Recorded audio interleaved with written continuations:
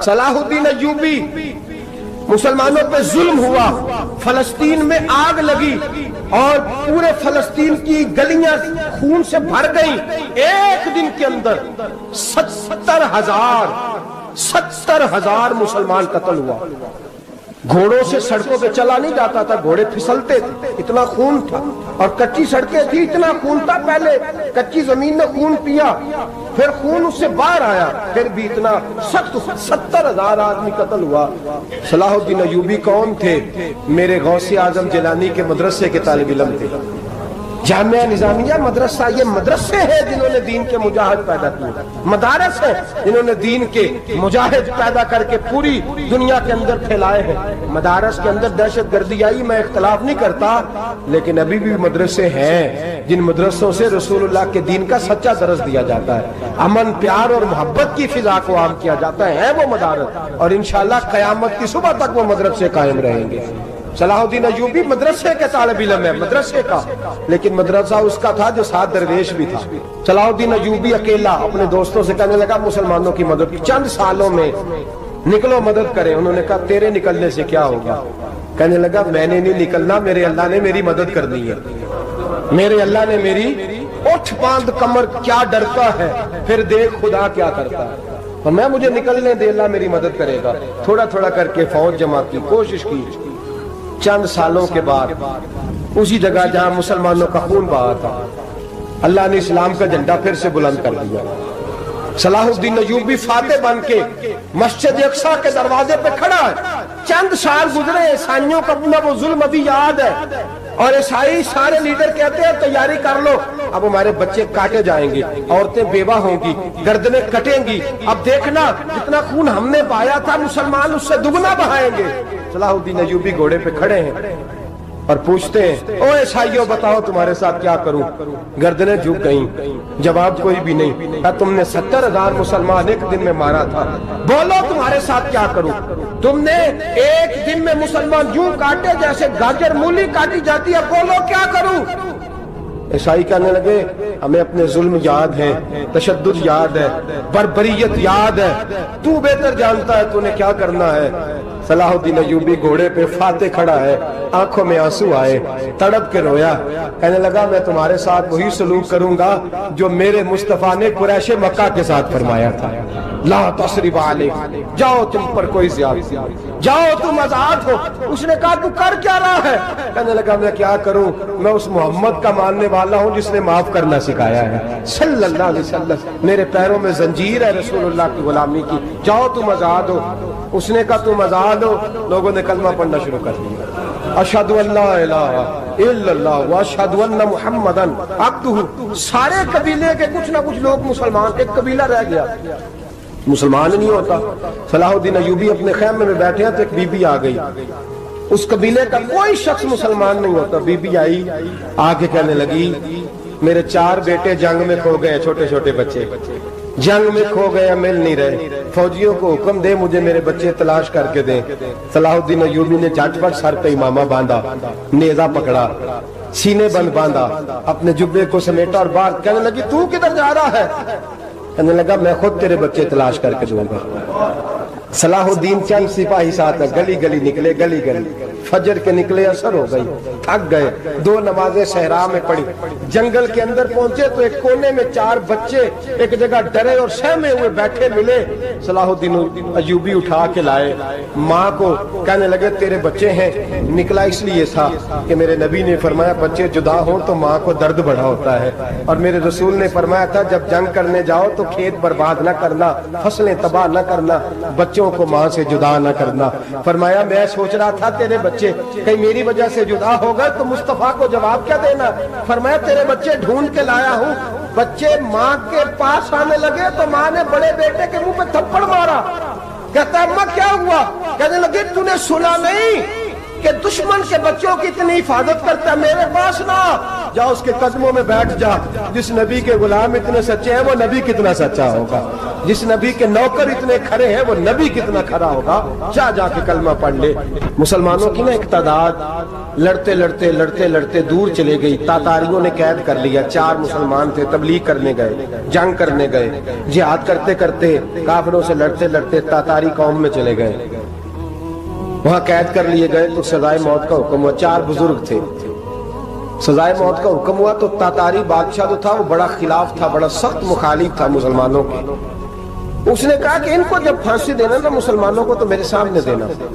अब 4 आलिम हैं, 4 सूफी हैं, सफेद दाढ़ियां, सर पे इमामे। फांसी का वक्त आया तो जो फांसी घाट है वो एक है, चारों को इकट्ठे फांसी नहीं हो सकती। एक को कहा कि एक एक करके इनको फांसी दो। जब फांसी का वक्त आया ना तो जो सबसे पीछे सूफी थे वो दौड़ के आगे आए, कहने लगे बादशाह पहली बारी मेरी लगा पहली। अब बादशाह ने कहा ठीक है इसे लटका दो। वो करीब आए तो दूसरे दौड़ आए, कहने लगे नहीं नहीं पहली बारी मेरी, मैंने ज्यादा काफिर कत्ल किए, मेरा बड़ा जुर्म है, मुझे पहले सजा दो। उनको फांसी देने लगे तो तीसरे आ गए, कहने लगे नहीं ये तो मेरा कत्ल करता था, रास्ते मैं बताया करता था, ढूंढ के मैं बतलाता था कि यहाँ ज्यादा तादाद है, मुझे पहले फांसी दो। तीसरे के साथ बात हो रही थी तो चौथा दौड़ा आया, कहने लगा ये रास्ते बताता था, ये तबलीग करता था, ये सारा कुछ करता था, लेकिन कहा ये कहते थे चलो वापस चलते हैं, मैं जाने नहीं देता था। मैं कहता था और काफिर मारने और इलाके फतह करने, मेरा जुर्म बड़ा है, मुझे पहले फांसी दो। बादशाह कहने लगा मुझे 35 साल हो गए हुकूमत करते, बड़ी दुनिया को फांसी दी है, लोग तो एक दूसरे को धक्के देते हैं कि पहले तू जा पहले तू जा, और तुम कैसी कौम हो कि एक दूसरे पे कुर्बान हो रहे हो। कहने लगा तुम एक बाप की औलाद हो, जाग रहे आप लोग। तातारी बादशाह काफिर बादशाह इस्लाम की मुखालफत करते हैं, एक बाप की औलाद हो का नहीं, एक कबीले के रहने वाले हो का नहीं, एक मुल्क के रहने वाले हो नहीं। उसने कहा रिश्ता क्या है तुम्हारा, रिश्ता क्या है? तो बोल के कहने लगे खुदा एक है नबी एक है, खुदा एक है और नबी मुनफरद एक है, इस कौम की नुकसान भी एक ही सबका नबी, अल्लाह भी कुरान भी एक। क्या ही अच्छा था होते अगर मुसलमान भी एक, यूं तो सैयद भी हो, मिर्जा भी हो, अफगान भी हो, तुम सभी कुछ हो, बताओ कि मुसलमान भी हो। फरमाया हमारा अल्लाह एक है, नबी एक है। तो कहा फिर एक दूसरे पे जान क्यों देते हो? फरमाया हमारे नबी ने हमें भाई भाई बना दिया है, भाई का दिल नहीं करता उसकी आंखों के सामने भाई चला जाए, हमारा दिल नहीं करता पहले मुझे दे पहले मुझे दे। बादशाह कहने लगा तुम्हारा जज्बा मुझे मुतासर कर गया, जाओ मैं तुम चारों को आजाद करता हूं, तुम्हें आजाद करता हूं। मेरे दोस्तों ये रंग था, देखे ना, ये इस धरती ने निजाम देखा है ना, इस फलक ने पहली बार देखा, इस जमीन ने पहली बार। और मेरे हज़रत साहब फरमाया करते थे जमीन तड़प के रोई, उसने पहली दफा देखा। ओहद का मैदान है, 3 सहाबा तपती हुई जमीन पे जख्मों से चूर चूर पड़े हैं। हजरत अनस बिन नजर रज़ी अल्लाह ताला अन्हु पानी का प्याला लेके पहुंचे, एक जख्मी से कहा तुझे पानी पिलाना है, तो कहने लगा मेरे जख्म थोड़े हैं, वो जो साथ पड़ा उसके जख्म गहरे हैं, पहले उसे पानी पिला दे, जा उसे दे दे। उसके पास पहुंचे तो वो कहने लगा वो मुझसे पहले गिरा था, उसका जख्म ज्यादा गहरा है, उसे पानी पिला। तीसरे के पास गए तो कहने लगा चौथा तड़प ज्यादा रहा है, उसकी उम्र ज्यादा है, मैं तो जवान हूं, बर्दाश्त कर लूं, बुढ़ापे की वजह से निढाल हो गया, पहले उसे पानी पिला। चौथा कहने लगा पांचवें के पास जा, पांचवा कहने लगा छठे के पास जा। हजरत अनस बिन नजर कहते मैं रो पड़ा, मैंने कहा मोहम्मद के गुलामों, रसूल ने तुम्हें कैसा जज्बा दे दिया है, जुबाने प्यास से बाहर है लेकिन तुम्हारी उखुबत मरते दम तक कायम है। कहते मैं 7वें के पास गया तो कहने लगा अगर 6 कुर्बानी दे सकते हैं तो मुझे खुद गर्ज न समझ, मैंने नहीं पानी पीना, जा पहले के पास ले जा। कहते मैं पहले के पास आया तो रूह परवाज कर गई, दूसरे के पास आया तो रूह परवाज कर गई, मैं 7वें तक आया तो इंतकाल कर गए। कहते हैं पानी का प्याला मैंने उठाया اور میں نے زمین پہ رکھا تو میں نے کہا پانی گوا رہنا، محمد کے غلام مر تو جاتے ہیں پر ایک دوسرے کا خیال بڑا رکھا کرتے ہیں، گوا رہنا یہ مر جایا کرتے لیکن ایک دوسرے کا درد۔ میرے دوستو لٹا ہوا برما، روتے ہوئے مسلمان، سسکیاں اور آہیں لیتی ہوئی مائیں پوچھتی ہیں اے خاصان رسول وقت دعا ہے، امت پہ تیری آ کے عجب وقت پڑا ہے۔ وہ دین جو بڑی شان سے نکلا تھا وطن سے، پردیس میں وہ دین آج غریب الغربا ہے۔ فریاد ہے اے کشتی امت کے نگہباں، بیڑا یہ تباہی کے قریب آن لگا ہے۔ اور کیا خوبصورت جملے کہے تھے کہ نبی پاک صلی اللہ علیہ وسلم نے، حضور نے فرمایا تھا میرا مومن ایک جان کی طرح ہوتا ہے، ایک جان کی طرح ہوتا ہے، ایک کو تکلیف ہو جسم کے ایک حصے کو سارا حصہ پریشان ہوتا ہے۔ فرمایا یہ ایک مکان کی طرح ہے، ایک اینٹ دوسری اینٹ کو مضبوط کرتی ہے۔ فرمایا یہ مضبوط لوگ ہیں، یہ مضبوط لوگ۔ حضرت عمر فاروق کا زمانہ ہے، ایک آدمی نے سیری بھیج دی ایک گھر میں بطور تحفہ، قحط کا زمانہ تھا، گوشت ملتا نہیں تھا، جانور، ایک آدمی نے سیری بھیج دی ایک آدمی کے گھر میں۔ اس نے کیا کیا؟ اس نے اپنی بیوی سے کہا ہماری تو خیر ہے، ساتھ والا پڑوسی زیادہ غریب ہے، ادھر نہ بھیج دے، یہاں گندم امیر شہر کی ہوتی رہی خراب اور بچی کسی فقیر کی فاقوں سے مر گئی۔ کہا ساتھ والے پڑوسی کے گھر سے میں کئی دنوں سے بھوک کی آوازیں وہاں بھیج دے۔ اس کے گھر گئی تو اس کی بیوی شوہر کو مشورہ دیتی ہے، کہتی ہے میرے بچے تو دلیر ہے، ساتھ والے کے چھوٹے ہیں، وہ گزارا نہیں، ادھر نہ بھیج دیں۔ ادھر گئی۔ ایک روایت ہے 7 گھر، ایک روایت ہے 21 گھر، 21 گھروں میں گھومتی ہوئی وہ سری پھر پہلے کے گھر میں آ گئی اور پہلا صحابی کہنے لگا صرف تو نے محمد کا کلمہ نہیں پڑھا، باقی 20 نے بھی پڑھا ہوا ہے، صرف تو نے ہی رسول اللہ سے یہ درس نہیں لیا، باقیوں نے بھی لیا ہے، اور صرف تیرے اندر ہی جذبہ اظہار نہیں، تو ہی صرف مسلمانوں سے پیار نہیں کرتی، سارے ہی پیار کرتے ہیں۔ وہ سری پھر آ گئی ہے، اب کیا کرنا ہے؟ اب کیا کرنا ہے؟ تو امام نبوی نے لکھا ہے وہ کہنے لگی کرنا کیا ہے؟ پکاؤں گی میں اور کھائیں گے 21 گھر، پھر بھی اکیلے نہیں کھائیں گے، پکاؤں گی میں اور کھائیں گے 21 گھروں کے مطابق شوربہ پکا، اور پھر برتن میں ڈال کے وہ بی بی ایک گھر کا دروازہ کھٹکھٹاتی ہے، کہتی ہے مصطفیٰ کے غلاموں نکلو باہر اور کھاؤ، اس لیے کہ جس نبی نے مجھے پیار کا حکم دیا اسی نے تمہیں بھی پیار کرنا سکھایا ہے، یہ رنگ چشم فلک نے سکھایا ہے۔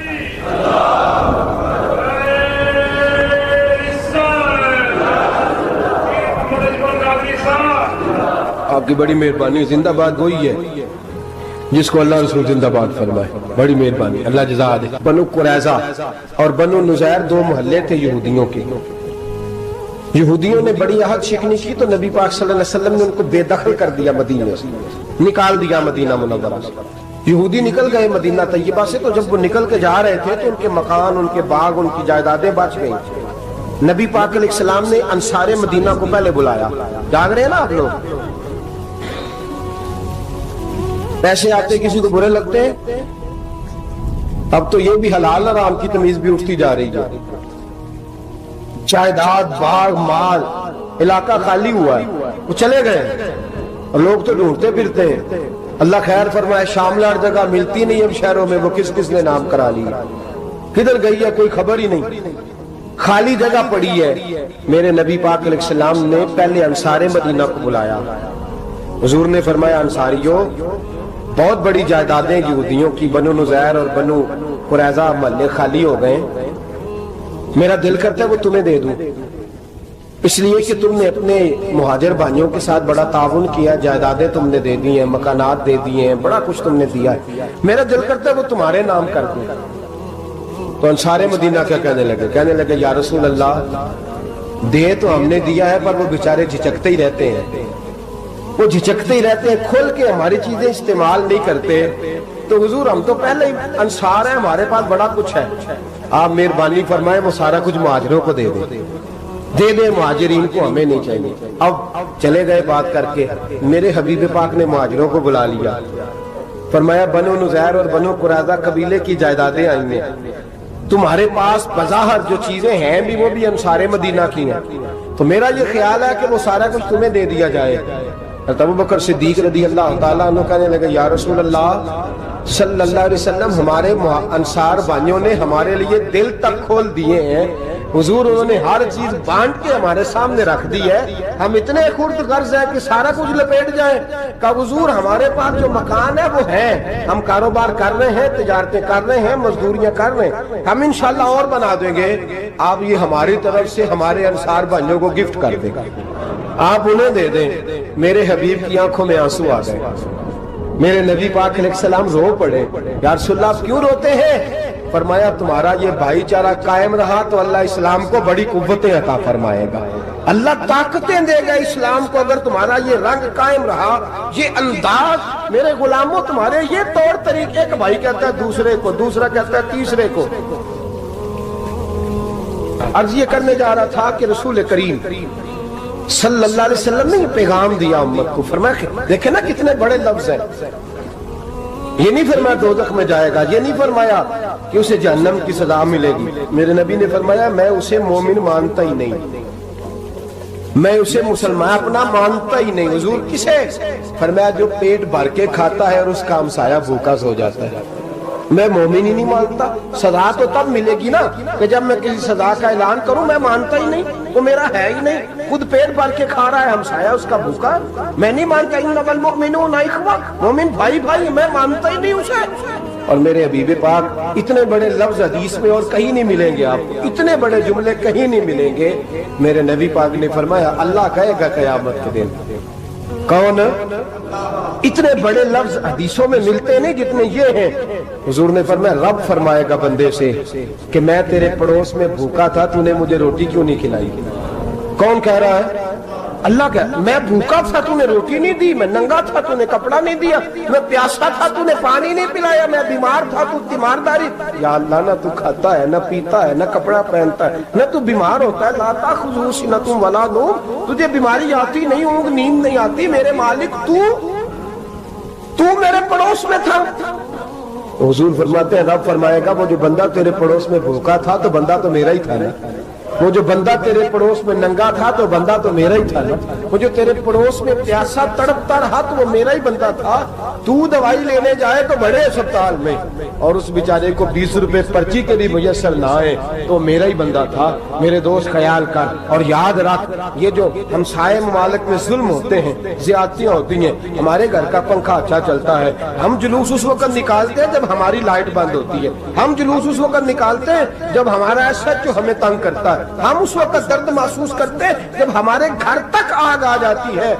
یہ جو باہر آگ جل رہی ہے یہ تیرے گھر بھی آ سکتی ہے، یہ جو باہر فساد ہو رہا ہے یہ تیرے دروازے تک آ سکتا ہے۔ میرے رسول پاک نے ایک جان، مسلمان کو ایک جان قرار دیا۔ مجھے بتائیے انگلی کو کٹ لگ جائے، مسلمان ایک جان ہے نا، انگلی کو لگ جائے کٹ، دماغ کہتا ہے میں نے نہیں سوچنا اس کے بارے میں نے اس کے درد کو محسوس ہی نہیں کرنا، انگلی کی درد ہے، انگلی جانے اس کا کام جانے، ایسے ہی ہوتا ہے نا۔ بولے پیروں سے کہتے ہیں، انگلی کہتی ہے چل ڈاکٹر کے پاس، پیر کہتے ہیں نہیں میں نے نہیں جانا، انگلی کا کام ہے انگلی جائے، ایسے ہی ہے نا۔ دل سے کہتے ہیں تو تڑپ تھوڑا سا، انگلی کو درد ہے، کہتے میں کو تڑپوں، انگلی کا ماما، انگلی جانے اس کا کام جانے۔ ٹیلی فون کرنا ہے، ڈاکٹر صاحب کا پتہ کرنا ہے، تو کان کہتے ہیں میں نے نہیں بات سننی ڈاکٹر صاحب کی، زبان کہتی ہے میں نے نہیں بولنا، انگلی جانے، ایسا ہوتا ہے۔ پیر احتجاج کرتے کہ میں نے ڈاکٹر کے پاس، میں کچھ چکر کھاتا پھروں ڈاکٹر کی دکان کی، انگلی کو درد ہے انگلی جانے، ایسا ہوتا ہے بھئی؟ میرے رسول پاک نے فرمایا مسلمان ایک جان ہے، تو درد برما کے مسلمانوں کو ہو رہا ہے تو پاکستانی کہہ رہے ہیں کوئی بات نہیں، وہ جانے ان کا کام جانے، ایک جان ہے نا۔ درد ہونا چاہیے، تکلیف ہونا چاہیے، پھٹے پہ باتیں ہوتی ہیں اس موضوع پہ، اسمبلی پہ گفتگو ہوئی ہے اس موضوع پہ، آپ کی صوبائی اسمبلیاں اس موضوع پہ بولی ہیں، آپ کے کونسل اس موضوع پہ بولے، ہم تو اپنی اپنی سیاستیں، اپنے اپنے تماشے، اپنے اپنے چکروں میں لگے ہوئے۔ وہ دریا کے اندر سسکتے مسلمان، بنگالی کہتے ہیں ہمارے نہیں، برمی کہتے ہیں ہمارے نہیں، پاکستانی کہتے ہیں ہمارے نہیں، ترکی کہتے ہیں وہ کس کے ہیں؟ وہ کس کے ہیں؟ وہ اللہ کے بندے ہیں، محمد عربی کے غلام ہیں صلی اللہ علیہ وسلم۔ لیکن میرے دوستو کیا ہمیں کیا غرض ہے، وہ جانے ان کا کام جانے، یہ جب تیرے پیروں تک آگ آئے گی پھر تجھے پتہ چلے گا یہ بڑی سخت آگ ہے. آج جس کافر نے برما پر عرصہ دراز تنگ کیا، مسلمان تھوڑے تھوڑے مفاد لینے کی خاطر نا، بنو عباس اور بنو امیہ کی جنگ چل رہی تھی. بنو عباس جو تھے وہ غالب آ گئے، بنو امیہ جو تھے ان کی حکومت ختم ہو گئی. تو عیسائیوں نے بنو امیہ سے کہا کہ ہم تمہارے ساتھ تعاون کرتے ہیں، ہم تمہارے ساتھ تعاون کرتے ہیں اور بنو عباس پہ غلبہ پا کے تمہیں حکومت دلاتے ہیں. بنو امیہ بڑی جدوجہد کر رہے تھے بادشاہی کے لیے، لیکن انہوں نے کہا کہ ہم لڑ رہے ہیں، کوشش کر رہے ہیں، لیکن ہمیں کسی کافر کی مدد کی ضرورت نہیں. ہم جتنا مرضی لڑیں لیکن کافروں کے ہاتھوں بنو عباس کو مروانے کو ہم تیار نہیں ہیں. ہمیں خبردار، تمہارا آپس کا معاملہ ہے، ہم خود نمٹ لیں گے، تمہیں اجازت نہیں دیتے تم اندر کودو اور کود کر کے تم فسادات پیدا کرو اور مسلمانوں کے اندر تقسیم کرو. میرے دوستو، مسلمان کو سوچنا چاہیے، سوچ بڑی رکھنی چاہیے. گھر کی جنگ سے نکل آ، اب بہو ساس کے جھگڑے سے باہر آ جا، اب محلے کی سیاست چھوڑ کے باہر کا سوچ. اب اسلام کو تیری حاجت ہے. اب پوری دنیا جب مسلمان کو دیکھے نا، فیس بک یوز ہوتی ہے، اس پہ نوجوان جب اسلام کی بات کرنے لگے گا، اس پر جب بڑا اسلام کی بات کرنے لگے گا، پوری دنیا میں پیغام جائے گا کہ مسلمان اب جاگنے لگا ہے، مسلم خوابیدہ بیدار ہونے لگا ہے، اب اس کی آنکھیں کھلنے لگی ہیں، اب یہ اپنے مذہب کی بات کرتا ہے، اب یہ اپنے ملک سے، صوبے سے، برادری سے نکل کر بولتا ہے. اب یہ کہتا ہے کہ بازو تیرا توحید کی قوت سے قوی ہے، اسلام تیرا دیس ہے، تو مصطفی ہے. اب یہ بڑی سوچ رکھتا ہے، اب یہ عالمی بات کرتا ہے. میرے دوستو، ہمارا تو حال یہ ہے. امام اعظم ابو حنیفہ کا فتویٰ ہے، آپ فرماتے ہیں جو مولوی عالمی حالات سے باخبر نہ ہو وہ جمعے کی تقریر نہ کرے، وہ مسلمانوں کی رہنمائی نہیں کر سکتا. عالمی حالات سے جو خبردار نہ ہو، تو جس کو چھٹی ہو جائے، تو نے ختم نہیں پڑھا، دوڑ جا مسجد سے، تو ختم نہیں پڑھتا ہمارے، تجھے پتہ ہی نہیں تو کہاں رہتا ہے، بھاگ جا. وہ عالمی حالات پہ بات کرے گا، کیونکہ بیچارے کو تو پتہ ہے میری سویرے چھٹی ہو جانی. سیاست کا لفظ چھیڑا نہیں تو میں گیا نہیں. یاد رکھے، وہ جو بیداری ہے، وہ جو اعلیٰ ظرفی ہے، وہ جو بڑی سوچ ہے، وہ جو ملت کی سوچ ہے، وہ جو قومیت کی سوچ ہے، وہ جو آگے بڑھنے کا زاویہ ہے، وہ تو اندر اقبال کہتے ہیں گلا تو گھونٹ دیا اہل مدرسہ نے تیرا، گلا تو گھونٹ دیا اہل مدرسہ نے تیرا. تجھے تو مدرسے والوں نے پلیٹ پکڑا دیا ہے کہ جا سویرے لنگر کٹھا کر کے لا اور دوپہر کو روٹیاں مانگ کے لا اور دیکھ آج مرا کون ہے، ختم کس کا پڑھنا ہے. تو گلا تو گھونٹ دیا اہل مدرسہ نے تیرا، اب کہاں سے آئے گی صدا لا الہ الا اللہ. تو گھونٹ دیا تیرا گلا، تو کیسے بڑی بات کرے گا؟ بڑی بات کے لیے بڑی سوچ چاہیے، بڑی تگودو چاہیے، بڑی کوشش چاہیے، بڑا حوصلہ چاہیے. مسلمان چھوٹی چھوٹی لڑائی میں، چھوٹی چھوٹی جنگ میں، ایک دکاندار دوسرے دکاندار سے لڑ رہا ہے، گلی والا دوسری گلی والی سے لڑ رہا ہے، محلے والا محلوں پہ اعتراض. ایک شہر میں رہنے والے میں نے دوسرے محلے پہ اعتراض کرتے دیکھا. یقین کریں، ایک شہر میں رہنے والے، علاقے میں بسنے والے کہتے ہیں بھائی توبہ ہے اس محلے تو اللہ ہی بچائے. لا حول ولا قوت. وہ جو تقسیم در تقسیم کی سوچ ہے، اس نے چھوٹے چھوٹے ٹکڑوں میں مسلمانوں کو بانٹ دیا ہے. چھوٹی چھوٹی تقسیم ہے، چھوٹا چھوٹا ہمارا مزاج ہے، چھوٹی سوچ ہے. بڑی سوچ کی بات سنیے. صلاح الدین ایوبی، جاگ رہے ہیں نا آپ لوگ؟ تو آخنا حضرت صاحب ایڈی وڈی گل چھیڑ چھڑی ہے، یہ مطلب ہی کون نہیں، کنے برما جانا ہے تو کنے مدد کرنی ہے. میں تو بھائی فریضہ سر انجام دے رہا ہوں. میرے نبی نے فرمایا برائی کو یا ہاتھ سے بدل، ہاتھ سے نہیں بدل سکتا تو زبان سے تو بولنا. تو میں معذور ہوں، کمزور آدمی ہوں، ہاتھ سے بدلنے کی طاقت نہیں رکھتا، تو دوسرے درجے پہ تو مجھے عمل کرنے دو نا.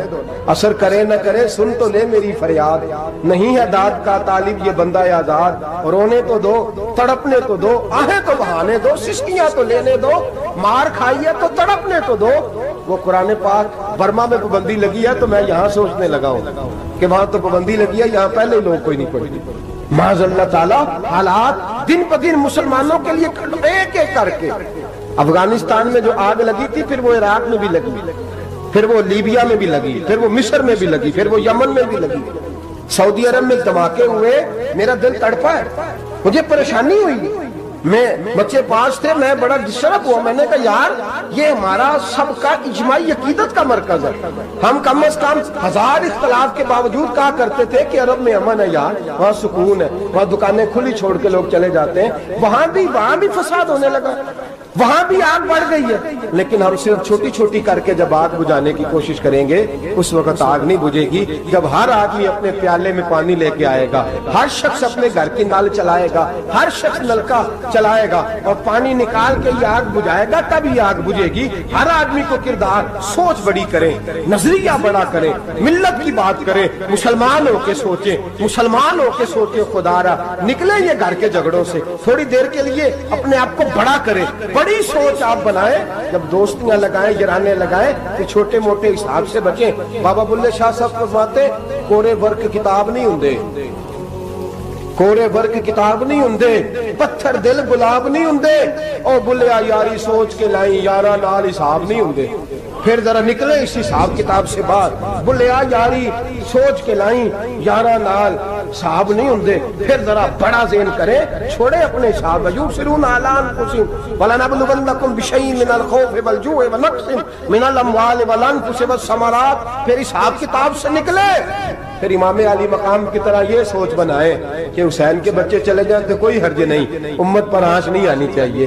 एक इमाम अली मकाम, कल तक इमाम मैदान में खड़े थे तो अकेले थे, लेकिन आज पूरी दुनिया कहती है हुसैन हमारा है, हुसैन हमारा है। आज नजरिया इमाम अली मकाम जिंदा है, तू अकेला है तो खड़ा हो। ये ना कहा कर छोटी सी मस्जिद है, एक कोना का खड़कावा, मौलाना तकरीर कर रहे हैं तो क्या बनेगा। एक आवाज कहीं से गूंजा करती है, फिर उसमें तासीर मेरा अल्लाह पैदा फरमा दिया करता है, फिर उसके अंदर कुव्वत मेरा रब पैदा फरमा दिया करता है, फिर अल्लाह उसमें तासीर पैदा करके चार दांग आलम में फैला दिया करता है। जब आप नमाज पढ़ रहे होते हैं, जब आपका मुसल्ला आबाद होता है, सलाहुद्दीन अय्यूबी एक बुजुर्ग से मुलाकात हो गई, बैतुल मक़दस पर कब्जा था ईसाइयों का। तो सलाहुद्दीन बड़े परेशान थे। वो बाबा जी कहने लगे, पुत्र क्या हुआ? कहने लगे, हुजूर पता चला है दुश्मन के 2 बहरी बेड़े असला लेके आ रहे। मुसलमान पहले ही कमजोर हैं, और अब अगर 2 बहरी बेड़े और आ गए तो हुजूर मसला बन जाएगा। तो मैं परेशान हूं कि किस तरह ये कम मसले वाली हमारी फौज है, कैसे मुकाबला करेगी। तो बाबा जी कहने लगे, पुत्र इस तरह करना, आज रात तू भी दुआ करना और मैं भी करूंगा, तू भी दुआ करना। आप नाराज ना होना, हम तो पीरों वाले हैं, हम तो पीरों के नौकर गुलाम हैं, हमारा तो गुजारा ही नहीं, हमें तो मिलता है सारा कुछ वहां से। पर मेरा सवाल ये है कि तवीज़ लेने जाते हो, नफल क्यों नहीं पढ़ते? रात अल्लाह अल्लाह क्यों नहीं करते? ये भी तो हमारे बुजुर्गों का ही तरीका है, उन्होंने तो हमें सिखाया है। सलाहुद्दीन अय्यूबी से बुजुर्गों ने कहा कि रात आज ना अल्लाह अल्लाह करना, तो मैं तेरे लिए दुआ करूंगा, तू भी दुआ करना। तो बंदा जब दुखी होता है तो सजदा करता है, तो फिर ही तो मुसल्ला भीग जाता है, फिर ही तो मजा आता है। सुखी बंदा तो काबे जाके नहीं रोता। दुखी थे, तकलीफ थी, तो सर रखा सजदे में तो तड़प गए। और वो बाबा जी कहते हैं, मैं मस्जिद आया तो सलाहुद्दीन चीखे मार के रो रहा था और कह रहा था, मालिक मैं कोई अपनी शान के लिए तो नहीं ना लड़ रहा, अल्लाह को मैं कोई कब्जों के लिए तो नहीं लड़ रहा, मालिक तेरे लिए लड़ रहा हूं, मुझे बेआबरू ना करना, मेरी मदद फरमाना। कहते मैं आया था कि मस्जिद में दुआ करूंगा, पर सलाहुद्दीन अय्यूबी को रोते देखा तो मैं लौट गया। तो सवेरे सलाहुद्दीन मिले तो बड़े खुश थे। मैंने कहा, पुत्र क्या हुआ? कहने लगे, हुजूर वो बहरी बेड़े 2 आ रहे थे ना असला लेके, दोनों डूब गए पानी में, पानी में डूब गए। तो बाबा जी कहने लगे, सलाहुद्दीन वो पानी में नहीं डूबे, वो तेरे आंसुओं में डूब गए, वो गर्क हो गए। वो जो तूने मुसल्ला बात किया तो वो तेरे आंसुओं में डूब गए, वो गर्क हो गए, वो तबाह, इतने कीमती थे तेरे आंसू के, बहा ले गए दुश्मन के बहरी बेड़ों को। मेरे भाई, ठीक हो गया जी, मेरे अजीज, समझ लें इस बात को हमेशा के लिए, और इस पर गौर कर लें अच्छे तरीके से कि मेरे रसूल करीम सैयद आलम सल्लल्लाहु अलैहि वसल्लम ने ना हमारी तवज्जो दिलाई, हुजूर ने हमें बतलाया, हमारा ज़ौक़ बढ़ाया इबादत की तरफ। एक सहाबी थे हजरत अबू फातिमा रदी अल्लाह ताला अन्हु, ये तिरमिज़ी शरीफ की हदीस है। नबी पाक अलैहिस्सलाम ने फरमाया, अबू फातिमा क़यामत के दिन मुझसे जल्दी मिलना चाहते हो कि देर के साथ? तो कहने लगे, हुजूर कौन होगा जो देर से मिलना चाहे, हमने तो जान दे दी वादा दीदार पर। आला हज़रत फरमाते हैं, जान दे दी वादाए और नगद अपना दाम हो ही जाएगा। मुझे लगता है कि ये सौदा नगदो नगद हो जाना है, क्योंकि हमने जान दे दी वादाए दीदार पर आपने वादा किया था कि मरेंगे तो फिर जियारत होगी, तो मर गए हम जियारत की खातर, जान दे दी वादा है दीदार पर, तो नकद अपना दाम हो ही जाएगा। ए रजा हर काम का एक वक्त है, दिल को भी आराम हो ही जाएगा। तो हजरत अबू फातिमा रदी अल्लाह ताला अन्हु से नबी पाक सल्लल्लाहु अलैहि वसल्लम ने फरमाया, जल्दी मिलना चाहते हो कि देर से? उसकी हुजूर फटाफट मिलना है, मैंने क़यामत के दिन आपसे जल्दी मिलना है। तो नबी पाक सल्लल्लाहु ने फरमाया, फिर इस तरह करना, दुनिया में रह के सजदे ज्यादा करना, फिर सजदे ज्यादा करना, क़यामत में मुलाकात जल्दी हो जाएगी, कुर्ब मिलेगा तुम्हें। अपने बच्चों के अंदर देखे ना, हम शौक पैदा करते हैं, हमें सही लफ्ज नहीं बोलने आते हैं, पर हम बच्चों में शौक पैदा करते हैं कि पुत्र डॉक्टर बन जाएगा तो बड़ा नफा करेगा, तो लोगों की खिदमत करेगा, मुल्क और मिल्लत की खिदमत करेगा, तेरे अब्बा का नाम रोशन होगा, तेरे दादा की तारीफें होंगी। हम ये ज़ौक़ पैदा करते हैं। हम अपने नौजवानों के अंदर ये फिक्र पैदा करते हैं, उन्हें हम समझाते हैं कि मियाँ जब तुम पढ़ोगे, मेहनत करोगे तो फला आदमी की तरह तुम्हारा नाम होगा। ये जितना ज़ौक़ हम बच्चों के अंदर इन चीज़ों का पैदा करते, हमें हुक्म है किसी तरह हम ज़ौक़ पैदा करें कि पुत्र नमाज पढ़ेगा तो अल्लाह राज़ी हो जाएगा, तू सजदा करेगा। देखे ना मेरे रसूल करीम अलैहिस्सलाम ने फरमाया, 7 साल के बच्चे को मस्जिद लेके जाओ, यानी उसे शौक दिलाओ, उसके अंदर ये खासियत पैदा करो कि उसका दिल करे मस्जिद में जाने को, उसके अंदर ये खुसूसियात लाओ कि वो हमारे यहाँ ना हर चीज को प्रमोट किया जा रहा है, हर चीज को, यानी सुर संगीत सिखाने के लिए अकेडमियां बन गई, हर शय प्रमोट हो रही है, इबादत का जज्बा कम होता जा रहा है, अल्लाह अल्लाह का ज़ौक़ हमारे अंदर नहीं रहा। और इतना मुश्किल हमने अपने लिए बना लिया है कि वो बंदा जो बड़ी जबरदस्त मजहबी गुफ्तगू कर रहा था और तगड़ी बात कर रहा था, क्या बात है, लेकिन नमाज के बारे में कमजोरी दिखा जाता है, नवाफल के बारे में वो चुपके से निकल जाता है। इमाम अहमद बिन हंबल रहमतुल्लाह ताला अलैह, मुस्नद इमाम अहमद बिन हंबल 14 जिल्दों में है मार्केट में, और मुझे तो खैर पसंद ही बड़ी है, मैंने तो कई दफा पढ़ी है। और क्या बात है, इमाम अहमद बिन हंबल कैसे तगड़े किस्म के मुहद्दिस थे और अल्लाह ने कितना उन्हें एजाज अता फरमाया हुआ। ये कोड़े भी खाते थे दीन की खातिर, सारा कुर्ता लहू से भर भी जाया करता, बड़ा एजाज वाला शख्स थे, बड़े एजाज वाले। हदीसें जमा करना, हदीसें लिखना, हदीस पढ़ाना, सारा दिन रहते थे। कह सकते थे कि मैं कर तो रहा हूं काम, और हदीस भी मौजूद है कि आलिम आबिद से अफजल होता है, पर इसके बावजूद इमाम अहमद बिन हंबल रहमतुल्लाह अलैह 300 नफल फर्ज नमाजों के अलावा पढ़ा करते थे, 300 नवाफिल रोज पढ़ा करते थे। उनके बेटे ने कहा, अब्बा जी मकान खरीदना है तो कुछ जगह कहाँ करके लूँ, बहुत सारी आबादियां, तो फरमाया पुत्र वहां लेना जहां मस्जिद करीब हो। मेरे रसूल करीम सैयद आलम सल्लल्लाहु अलैहि वसल्लम इतना पसंद करते मस्जिद को, इतना पसंद करते नमाज को, कि रसूल करीम सल्लल्लाहु अलैहि वसल्लम तहज्जुद की नमाज भी पढ़ते, फिर हुजूर फजर की नमाज भी पढ़ते, नबी पाक वितर को अलग करके पढ़ते, इशा के साथ नहीं पढ़ते। ये तो हम इसलिए इजाजत दी हमारे बुजुर्गों ने कि बाद में उठेगा कौन अलहदा वितर पढ़ने के लिए, इशा के साथ पढ़ ले। वितर पढ़ते, तहज्जुद पढ़ते, फजर पढ़ते, इशराक पढ़ते, चाश पढ़ते, फिर मगरिब की नमाज के बाद 6 रकात अवाबीन पढ़ते, फिर रात को सलातुल लैल पढ़ते। सैयदा आयशा सिद्दीका कहती हैं, ज़माना सो जाता और मेरे रसूल मुसल्ला बिछा के खड़े हो जाते। ओ यार, खेती बाड़ी करके नहीं, मेहनत मजदूरी करके नहीं। जनाब आयशा कहती हैं, मैं ये भी देखती कि हुजूर एक आयत शुरू करते तो सारी रात उसी को पढ़ते, और मेरी नजर जाती तो कदम मुबारक पे वरम आ जाता। यार नमाज पढ़ पढ़ के, इतनी मुशक्कत करके, इतनी जद्दोजहद करके वरम आ गया। यार सुल्ला इतनी मेहनत क्यों करते हो? फरमाया, अफला अकून अब्दन शुकूरा, क्या मैं अपने रब का शुक्रगुजार बंदा ना बनूं? सहाबा का ज़ौक़ इबादतों का, रियाजतों का, तिलावतों का, तबीयत है उनकी, वो एक दूसरे को, हजरत मौला अली शेर खुदा करम अल्लाह ताला वजहुल करीम के ज़माने में रूम के बादशाह ने कहा, यार ये मुसलमानों का पता तो करो, ये आखिर क्यों इतने ज़्यादा मुजाहिद हैं। उस ज़माने में जासूस भेजने का मिजाज था, अब तो जासूस पकड़ा जाता है, अब तो जासूस, और जासूसी का शौक वैसे आज भी है। अर्ज करूँ थोड़ी सी बात ही सलमान से, پتہ ہے کیا ہمارا مسئلہ ہے؟ ہم جہاں جاتے ہیں نا وہاں تھوڑی خوشبو سونگنے کی کوشش کرتے ہیں. وہ کیا ہے تو یہ کیا ہے تو ادھر کیا ہے تو تھوڑا سا ادھر کیا ہے. میرے رسول پاک پڑھیے درود شریف سارے پڑھیے ذرا زور سے صلی اللہ تعالی. نبی پاک علیہ السلام نے فرمایا جاسوسی نہ کرنا ورنہ تم بندوں کو خراب کر دو. اور فرمایا اس طرح نہ ہو کہ تم کسی کے اب کھول نہ نکلو تو تمہارے پہلے کھول جائیں.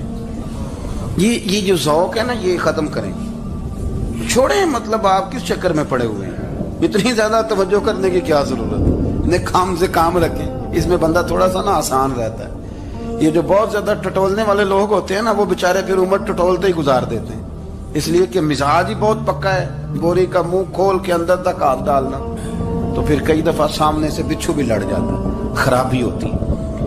تو جاسوسی کی جاتی تھی. اس نے بھی جاسوس بھیجے کیونکہ قبیلوں کے لوگ تھے, کچھ مسلم کچھ کافر, پہچانے نہیں جاتے تھے لوگ. تو کچھ لوگ اس نے بھیجے, انہوں نے آ کے نا تحقیق کی, ریسرچ کری کہ آخر ماجرا کیا ہے. تو واپس جا کے انہوں نے رپورٹ دی نا روم کے بادشاہ کو. اس رپورٹ کا ایک جملہ بڑا شاندار ہے. وہ کہنے لگا بادشاہ ہمیں مسلمانوں کی کوئی سمجھ نہیں آئی, ہمیں کوئی سمجھ نہیں آئی. انہوں نے کہا کیوں نہیں سمجھ آئی؟ کہنے لگے یار عجیب بندے ہیں, جب رات مسلح پہ بیٹھتے ہیں تو یوں لگتا ہے ان کا دنیا سے رشتہ ہی کوئی نہیں, کوئی کسی کو نہیں جانتا. کوئی اپنے دکھ سنا کے رو رہا ہے, کوئی اپنی بات کر کے رو رہا ہے. لگتا ہے کہ ان کا کوئی رشتہ ہے ہی نہیں جب مسلح پہ بیٹھتے ہیں. اور فرمایا جب سویرے یہ جہاد کرنے نکلتے ہیں تو لگتا ہے ان سے زیادہ دلیر ہی کوئی نہیں. حالانکہ جو مسلحوں پہ رونے دھونے کے لوگ ہوتے ہیں وہ کئی دفعہ جہاد میں کام نہیں کرتے, لیکن عجیب لوگ ہیں کہ رات کے راہب ہیں, دن کے مجاہد ہیں, کوئی سمجھ نہیں آتی. میرے عزیز ان لوگوں نے مسلح آباد کر کے رکھا, تلاوتیں ان کا ذوق رہی, منزل روز پڑھنا, اسباق پڑھنا, وظائف پڑھنا یہ ان کا ذوق رہا. اعلیٰ حضرت بریلوی رحمت اللہ نے 1000 کتاب لکھی ہے, لیکن الوظیفۃ الکریمہ کے نام سے جو وہ صبح و شام وظائف پڑھتے تھے وہ الگ انہوں نے ان کو بیان کیا, پابندی کے ساتھ اپنی اللہ اللہ کرتے. شیخ شہاب الدین سہروردی رحمت اللہ علیہ اس پر ایک بندے نے اعتراض کیا. اس نے کہا جی آپ کس قسم کے صوفی ہیں, مرید بیٹھے ہیں اور آپ وہاں نفل پڑھ رہے ہیں. یہ بھی بڑا مسئلہ ہوتا ہے نا, جو بندہ ملنے آتا ہے وہ اپنے ٹائم کے حساب سے آتا ہے, اور پھر اس کا یہ بھی خیال ہوتا ہے کہ پیر صاحب جو ہیں وہ چونکہ درویش ہیں تو نہ انہیں روٹی کھانی چاہیے نہ سونا چاہیے, چونکہ وہ درویش ہیں, اور ہم چونکہ درویشوں کے ماننے والے ہیں لہذا ہمارا یہ طریقہ ہونا چاہیے کہ جیسے ہم کہیں درویش ویسے ہی کر جائے. حالانکہ جس کو آپ درویش کہیں گے آپ اس کی مانیں گے, آپ منوائیں گے نہیں, ہمارا مزاج ہوتا ہے. شیخ شہاب الدین پر لوگوں نے اعتراض کی, حضور لوگ ملنے آئے ہیں, زیارت کرنے آئے ہیں, بندے دعا کرانے آئے ہیں, اللہ اللہ کرانے آئے اور آپ نفل پڑھ رہے ہیں. کیا جملہ ہے, کیا حسن ہے, کیا خوبصورتی ہے. فرمانے لگے رب رسول سے مانگنے کے لیے مصلی بچھایا ہے, اگر وہاں سے مانگوں گا نہیں تو تمہیں دوں گا کیا؟ پہلے مجھے کچھ لے تو لینے دو, اگر میرے پلے کچھ ہے ہوگی تو آگے دوں گا نا. تو میں مانگنے گیا تھا کہ یا اللہ دے, تیرے بندے لینے آئے دے, تو میں کچھ لوں گا تو آگے دوں گا نا. لیکن ہمارا یہ سٹیٹس, یہ مزاج, یہ شعور نہیں ہے. گپیں, کہانیاں, داستانیں, گفتگو, خطابت, واز, کیا بات. لیکن اگر کچھ کرنے کا کام ہو تو وہ نہیں ہم سے ہوتا. میرے نبی کریم علیہ الصلوۃ والسلام نے مصلی سے دل لگانے کا درس دیا, حضور نے توجہ دلائی. صحابہ اس ذوق کے حامل لوگ تھے, وہ کوشش کرتے تھے. جناب صدیق اکبر رضی اللہ تعالیٰ عنہ کا عبادت کا مزاج ہمیشہ قائم رہا. حضرت عمر فاروق ساری رات اللہ کے حضور کھڑے رہے.